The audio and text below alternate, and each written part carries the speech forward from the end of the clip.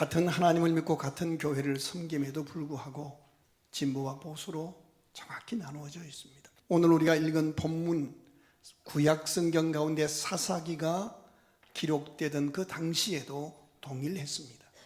사사기 마지막 절을 보면 사사기 21장 25절에 이렇게 기록합니다. 같이 읽겠습니다. 시작. 그때에 이스라엘에 왕이 없으므로 사람이 각기 자기의 소견에 옳은 대로 행하였더라. 믿고 따를 만한 지도자가 없는 거예요. 그래서 사람들이 각기 제 소견에 옳은 대로 행한 겁니다. 한 나라를 이끌고 갈 최고 지도자, 어떤 사람을 선택하고 어떤 사람으로 양육하고 기르고 어떤 사람을 세워야 하느냐 하는 것은 동서고금을 막론하고 아주 중요한 문제였습니다. 우리 동양 쪽에서는 제왕학이라는 책이 있어요. 한 나라의 최고 지도자를 뽑을 때 어떤 사람을 뽑고 뽑은 다음에 그를 어떻게 기르고 어떤 절차로 세우고 그렇게 세워진 사람은 어떻게 그 직을 수행해야 옳으냐 하는 제왕학이라는 책이 있어요. 한편 서양에서는 동양에 제왕학이 있다면 서양에서는 대통령학이 있습니다. 최고 지도자는 어떤 덕목을 가져야 하는가? 동양의 제왕학과 서양의 대통령학을 합쳐서 줄이면 5가지로 기준이 나와요. 첫째로 비전을 제시할 수 있는 능력을 가진 지도자. 학력이 문제가 아니거든요. 국민들에게 꿈을 제시할 수 있는, 비전을 제시할 수 있는 능력을 가진 사람. 잠언서 29장에 보면 묵시, 즉 비전이 없으면 백성이 방자에 행한다. 제 마음대로 행한다는 거예요. 두 번째로 그 비전을 제시할 수 있을 뿐 아니라 국민들을 설득할 수 있는 설득력이 있어야 한다. 어떤 일을 맡겨놨는데 꿈은 있는데 여러 장벽을 만나면 그냥 허물어집니다. 사람 때문에 못한다, 환경이 안 돼서 못한다, 그건 지도자가 아닙니다. 설득해야지요. 여론에 휘둘리지 않고 사람들의 말에 휘둘리지 않고 상황에 무릎 꿇지 않고 설득해서 이끌어 가야지요. 세 번째는 여론보다 자기 이익보다 국가적 필요에 의한 결단력, 그리고 한번 결단한 일은 불태울 수 있는 열정, 그 다음에 지도자로서의 전문적인 능력, 맨 마지막이 도덕성입니다. 이 5가지를 가지고 동서양이 지도자를 세우자라고 책을 쓰고 가르치고 있어요. 역사의 주인이신 하나님 앞에 우리가 인생 다 살고 섰을 때에 너의 나라가 중요한 결정을 해야 하는 그때 너 뭐 했냐고 물으시면 너 어떤 기준으로 그 거룩하고 신성한 국민으로서의 권리를 행사했냐고 물으면 대답할 기준이 있어야 할 거 아니에요. 저와 여러분은 절대 기준인 성경을 믿는 사람들입니다. 사사시대 교인들도 하나님의 백성입니다. 그런데 그들이 절대 기준인 성경을 잃어버렸습니다. 그러다 보니까 겉으로는 신앙인인데 속에 들어가서 보면 각기 제 소견에 옳은 대로 행한 거예요. 결과 자유로운 줄 알았는데, 똑똑한 줄 알았는데 끝에 가서 보니까 하나님이 극히 싫어하는 2가지 죄를 범하고 있는 거예요. 하나는 우상숭배, 하나는 엄난이었습니다. 우상숭배, 돈이 우상입니다. 명예가 우상입니다. 권력이 우상입니다. 자기만의 우상이 있어요. 하나님이 제일 싫어하는 모습이 된 거예요. 또 하나, 엄난한 거예요. 여러분, 이 우상숭배와 엄난은요, 나름대로 여유가 생기고 시간과 물질이 생겼을 때 더 왕성해졌음을 우리가 잊지 말아야 합니다. 성경은 이 2가지 무서운 죄를 이길 수 있는 길을 단순하면서도 심플한 것으로 하나님이 제시해 주셨어요. 우상을 이길 수 있는 길은 다른 것이 없습니다. 하나님을 예배하고 그 말씀을 붙드는 길입니다. 교회 중심의, 예배 중심의 삶을 살 때 우상을 이길 수 있는 거예요. 엄난을 이길 수 있는 것 누구도 없습니다. 성경은 엄난을 이기라 그러지 않습니다. 피하라 그럽니다. 마귀에게 틈을 주지 말라. 다시 말하면 하나님이 주신 가정 중심으로, 가족 중심으로 살면 엄난을 이길 수 있는 거예요. 우상을 이길 수 있는 길, 예배밖에 없습니다. 이건 제가 만든 것이 아니라 성경의 가르침이에요. 엄난을 이길 수 있는 것, 못났어도 잘났어도 하나님이 헤아려 주신 배우자 가장 귀한 선물인 줄 알아. 그와 즐겁게 살며, 즐겁게 사는 거예요.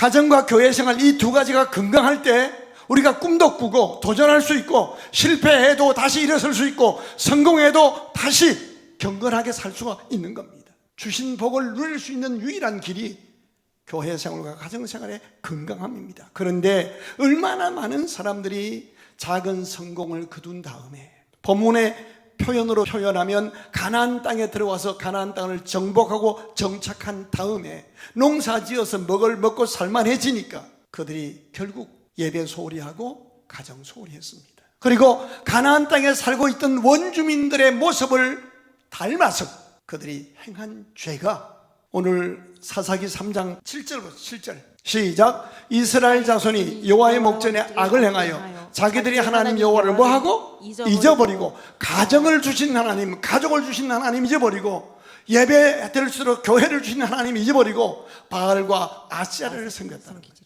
바알은 남성신입니다. 우리에게 적용하면 부자 되는 신입니다.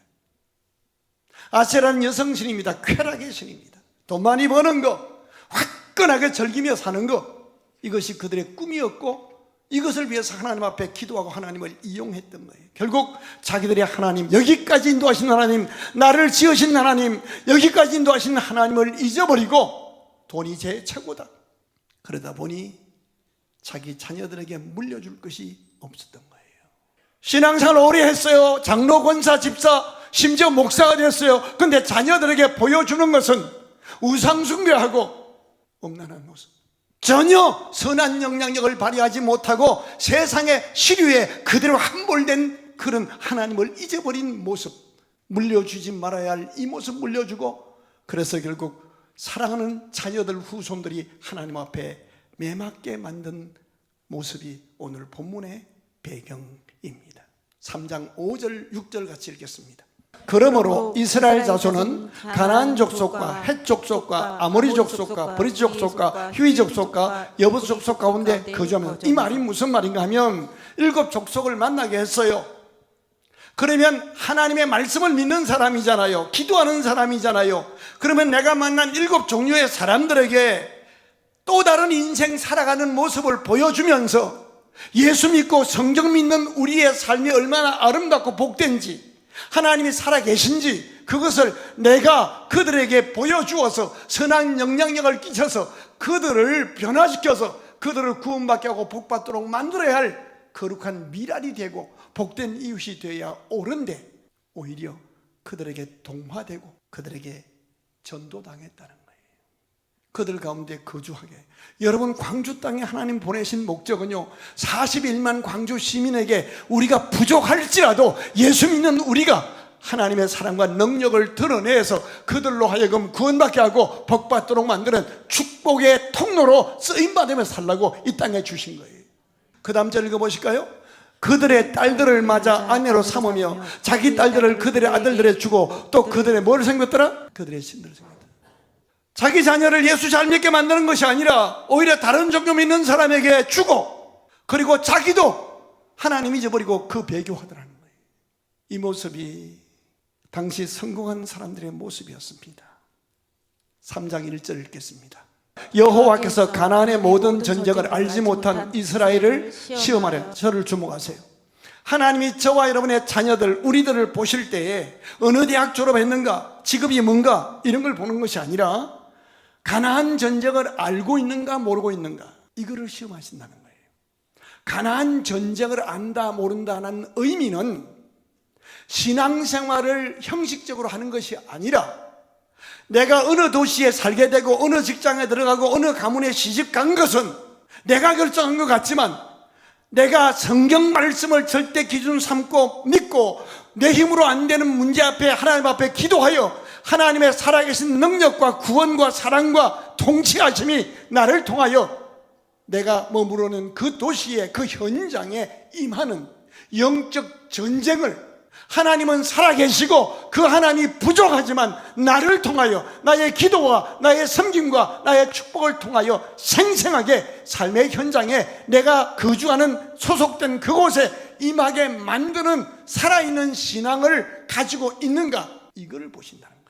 그리고 이 절 한번 읽어봐요. 이스라엘 자손의 세대 중에 아직 전적을 알지 못하는 자들에게는 사회적으로 성공했어요. 그런데 구체적인 믿음이 뭔지를 몰라요.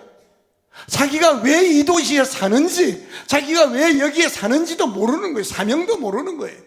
그러니까 하나님이 그것을 가르쳐 알게 하려 하사 남겨두신 이방 민족들, 여기 7 족속을 남기셔요.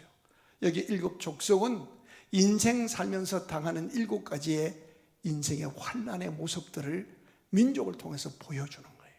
성경 배우고 기도하고 편하게 예배 드릴 때 배워야 되는데, 건성건성 신앙생활하고 내가 뭘 믿는지 어떻게 믿어야 할지 성경은 제쳐놓고 필요할 때만 하나님 이용하고 살다가, 그렇게 믿음이 뭔지를 모르고 살면 하나님이 내버리는 것이 아니라 인생 고생의 뜻과 환난의 물을 마시는 인생 채찍을 통해서, 기이한 악연들을 통해서 그들을 가르쳐 알게 하려 하사, 인생이 내 생각 계획대로 되는 것이 아니구나, 하나님 살아계시고 인생이 가야 할 정도가 있구나, 이것을 알게 하신다는 거예요.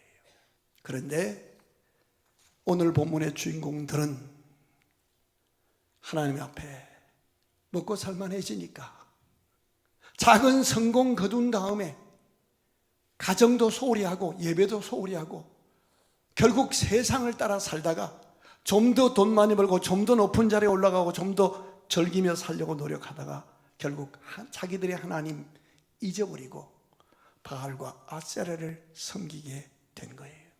결과가 어떻게 됩니까? 행복했더라? 아니에요. 7절 읽어봐요. 이스라엘 자손이 여호와의 목전에, 그러니까 하나님은 분명히 살아계신데 그 목전에 악을 행하여 자기들의 하나님 여호와를 잊어버리고 바알들과 아세라들을 섬긴지라. 8절 시작. 여호와께서 이스라엘에게 진노하사 그들을 메소포타미아 왕 굿산 리사다임의 손에 파셨으므로 이스라엘 자손이 굿산 리사다임에 몇 년 동안 섬겼더라? 8년 동안. 굿산 리사다임, 이것은요 우리나라 말로 번역하면 이름이 아주 독한 이름이에요. 독짓는 늙은이, 그런 뜻이에요. 메소포타미아라는 큰 나라의 왕인데 막 얼마나 악독한지 이스라엘 백성들을 종 삼고 괴롭히는 거예요. 주일도 못 나오게 하는 거예요. 그런데 9절이 우리에게 희망을 줘요. 8년 동안을 주일도 못 지키고 내가 어떻게 인생 살다가 저런 인간을, 저런 상관 만났는가, 너무너무 팔자타령하고 힘들어 하다가 8년 만에 드디어 깨달은 게 있어요. 자기들의 부모님이 어려운 일 당했을 때 하다 안 되니까 하나님 앞에 나가서 부르짖어 기도하고, 그렇게 기도할 때 하나님이 구원해 주신 것을 기억한 거예요. 몇 년 만에? 8년 만에. 8년 만에 깨달은 거예요. 하나님은 있는 모습 그대로 인생의 환난 앞에, 인간을 통한 고통 앞에 무릎 꿇지 않고 하나님 앞에 나가 부르짖으면 기다리시고 응답하시는 하나님이시지, 이걸 깨달은 거예요. 9절 읽어봐요. 시작. 이스라엘 자손이 여호와께 부르짖으매 여호와께서 이스라엘 자손을 위하여 한 구원자를 세워 그들을 구원하게 하시니 그는 곧 갈렙의 아우 그나스의 아들 온니엘이라. 여러분 성경 그렇게 되어 있죠. 제 성경은 이렇게 되어 있어요. 이스라엘 자손이 8년 동안을 고통당하다가 하나님 앞에 부르짖으매 여호와께서 두 눈을 내려 까르시고 오른쪽 다리를 심히 떠시며 아주 이상한 어투로 말씀하실 때 맛이 어떠냐 짜샤 이렇게 나와 있어요. 근데 여호와께 8년 만에 부르짖음에 하나님께서 아무것도 안 물으시고 즉시 그들을 위하여 생각지도 못했던 온니엘이란 이상한 이름을 가진 사람을 보내어 주신 거예요. 구원하게 하신 거예요. 이 온니엘은 나이가 80세가 넘은 할아버지예요. 하나님은요 누구를 통해서 우리를 구원하실지 아무도 몰라요. 그래서 인생 살면서 원수 만들지 말아야 돼요. 내가 칼자루를 잡고 있는 것 같아도 누군가의 가슴에 피 흘리게 하면 어느 날 하나님이 나를 구원하실 때, 내 자녀를 구원하실 때 그 사람을 통해 구원하실 수가 있는 거예요. 여기 하나님 앞에 쓰임받는 사람들을 사사라 하는데 첫 번째 등장한 사사가 온니엘이라는 사람이에요.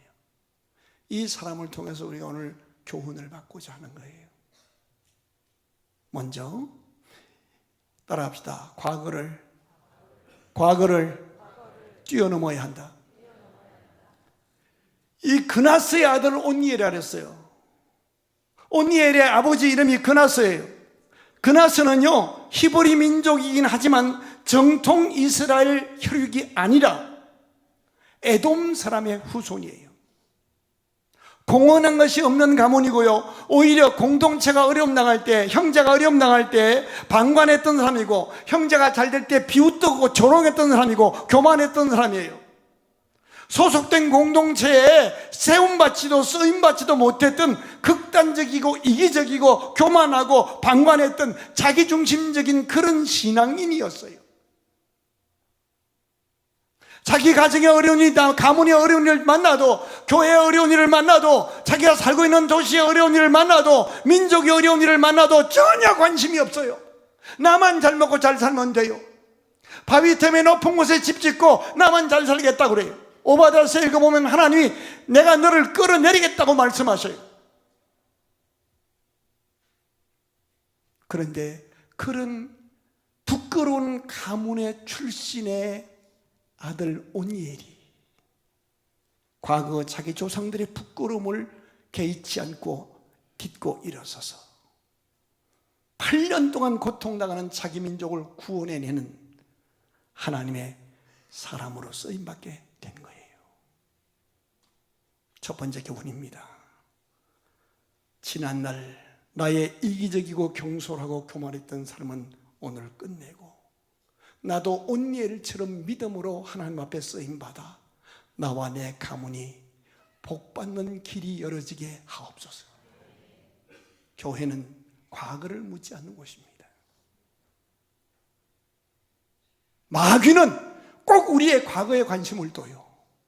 마귀는 우리의 죄에 관심을 둬요. 하나님은 과거를 묻지 않으셔요. 온니엘을 통해서 우리가 받은 교훈이에요. 여러분의 부모님이 바람직하지 못하고 덕스럽지 않게 살아서 지역사회에서 누구의 자손이라 하면 사람들이 우리를 무시할 수 있어요. 기죽지 마세요. 하나님 살아계셔요. 내 가문에 오르고 있는 나쁜 습관과 악한 유전은 내 대해서 예수의 이름으로 끝나게 하시고, 내가 꿈을 꾸며 일어나, 비록 나이가 많아도 꿈을 꾸며 일어나 이제 나로 말미암아 내 가문의 40년 태평과 내 공동체의 복이 임하게 하옵소서. 더 중요한 것은 온니엘은 기회를 놓치지 않는 사람이었어요. 이 사람 나이가 80이 넘었어요. 이미 족장이에요. 그러면 은퇴했단 말이에요. 여유롭게 자기 삶을 살만한 나이에요. 근데 민족이 어려운 일을 당하니까 목숨 걸고 일어났어요. 저쪽은 상대가 메소포타미아의 왕이고 굿산 리사다임이에요. 8년 동안은 이미 지배하고 있어요. 근데 연세 많은 노인이 한 사람이 일어난 거예요. 그랬더니 하나님이 성령의 능력으로 굿산 리사다임을 이기게 그 손에 붙였단 말이에요. 자, 온니엘이 기회를 놓치지 않았더니 결과가 어떻게 돼요? 8년의 고통이 해결되고 40년 평안이 오는 거예요. 하나 더 있습니다. 하나님은 우리를 부르실 때 간정의 주인공이 되게 하셔요. 오늘 내가 만난 그 문제를, 그 문제 앞에 밀리거나 무릎 꿇지 않게 하시고, 질병이면 질병, 취직이면 취업, 어떤 결혼이면 결혼, 어떤 문제 앞에 무릎 꿇지 않게 하시고 하나님의 역사하심으로 간정의 주인공이 되게 하셔요. 자, 9절 읽어봐요. 9절 시작. 이스라엘 자손이 여호와께 부르짖으며 여호와께서 이스라엘 자손을 위하여 한 구원자를 세워 그들을 구원하게 하시니 그는 곧 갈렙의 아우 그나스의 아들 온니엘이라. 그 다음 10절. 그 여호와의 영이 그에게 임하셨으므로 그가 이스라엘의 사사가 되어 나가서 싸울 때에 여호와께서 메소포타미아 왕 리사다임을 그의 손에 넘겨주시며 온니엘의 손이 굿산에 있는 뭐하니라? 이기니라. 온니엘이 이긴 거 아니에요. 하나님이 넘겨주셔요. 믿으시면 아멘. 우리가 8년 동안 해결하지 못한 그 문제를 내가 믿음으로 부르짖으면 하나님이 누구를 동원해서라도 내 손으로 이기게 하시는 거예요. 그래서 11절 읽어봐요. 그 땅이 평온한 지 몇 년? 40년. 근데 그나스의 아들 온니엘이 죽었더라. 원래 처음 9절에 소개할 때는 갈렙의 아구 그나스의 아들 온니엘이었어요. 내 갈렙이 빠졌어요. 이제는 갈렙을 들먹이지 않아도 온니엘이란 사람 이름만 대도 사람들이 알 수 있는 간증의 주인공이 되게 했다는 거예요. 여러분이 이왕 우리 교회에 오셨으면 이 교회에 오셔서 여러분이 한 과목에는 간증의 주인공이 될 수 있기를 주의 이름으로 축원합니다. 기도에 응답받은 간증의 주인공이 되든지, 전도와서 간증의 주인공이 되든지, 헌신하고 섬겨서 복받은 주인공이 되든지, 그 사람이 왔는지 갔는지도 모르는 그런 교인이 아니라 신앙의 전성기, 신앙의 황금기를 맞이해서 본이 되고 덕이 되고 복이 될 수 있는, 하나님, 내가 오늘 만난 이 문제에 하나님이 내 손에 넘겨주시는데 내가 한 것 아무것도 없지만 부러지져 기도함으로 하나님이 내 손에 넘겨주셔서 이 문제를 이기고 해결하여 하나님이 하셨다라고 간증할 수 있는 예화를 남기는 주인공이 되게 하여 주시옵소서. 오늘 이 강단에 온니엘을 초청해서 말씀을 청한다면 그는 이렇게 말할 거예요. 당신은 혼자가 아닙니다. 온니엘을 보십시오. 하나님이 그와 함께 하셨습니다. 사람 핑계하지 마십시오. 사람에게 휘둘리지 마십시오. 환경 어렵다고 말하지 마십시오. 온니엘은 메소포타미아 구산 리사다임과 대항해서 이기게 하셨습니다. 오늘 당신이 만난 그 문제는 당신이 무릎 꿇고 핑계하고 피해갈 문제가 아니라 하나님의 살아계심을 체험하고 간증할 간증거리가 되게 주실 것이니, 살아계신 하나님 앞에 실패해도 밀리지 말고 실패한 그 과목에 다시 부르짖어 기도하고 도전하죠. 이긴 모습으로 성공한 후에도 성공에 밀리지 말고 거룩하고 경건해서 예배 중심, 교회 중심, 가족 중심으로 성결하게 살아서 하나님이 더 큰 복을 맡겨주셔서 정말 천대까지 자손들을 복되게 만들고, 내가 살고 있는 광대한 도시를 복되게 하고, 내가 섬기는 교회를 복되게 하는 그런 온니엘과 같은 믿음의 주인공으로 쓰임받으며 살게 하옵소서. 온니엘이 한 일은 아무것도 없습니다. 자기 부모들의 선조를 부끄럽게 생각하지 않았습니다. 있는 모습 그대로 하나님 앞에 나와 부르짖어 기도했습니다. 오늘 여러분의 기도 제목이 무엇입니까? 그 문제 가지고 하나님 앞에 기도하십시오. 그래서 나를 여기까지 이끄시고 기다리신 하나님이 나의 기도를 응답하시고 더 좋은 것, 더 온전한 것으로 내게 주셨다 라고 간증할 수 있는 21세기 온니엘이 되어 본이 되고 덕이 되고 복이 되는 삶을 힘차게 시작하는 우리 모두가 되시기를 주의 이름으로 축원합니다.